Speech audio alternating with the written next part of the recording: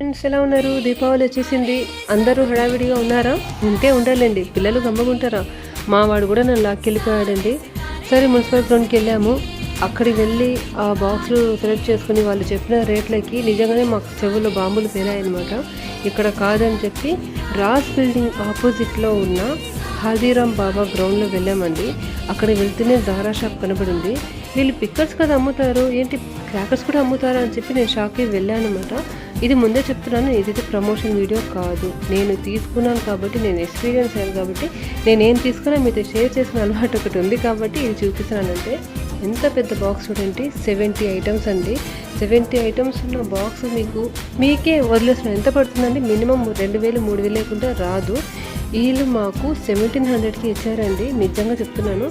Gun కానివ్వండి, మా వాడేది మొహం వెలిగిపోయింది. క్రాకర్స్ మొత్తం ఒక్కొక్కటి ఓపెన్ చేస్తుంటే లెక్కబడ్డానికి మా వాడికి ఆయాసం వచ్చేసింది అనమాట. తీసుకోవడం గొప్ప కాదు, పిల్లలకి కొంచెం సేఫ్గా జాగ్రత్తగా కాల్చనివ్వండి. మీరు ఖచ్చితంగా పక్కనుండండి. అసలుకి వర్షాలు కూడా పడుతున్నాయండి.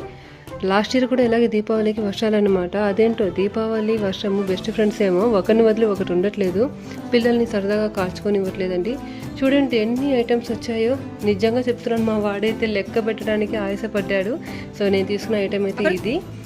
గన్ చూడండి ఎంత ఫ్రెష్గా ఉందో, పొగలు వచ్చేస్తున్నాయి, చెవులు అయితే మోగిపోయాయి నాకు. ఈ వీడియోకి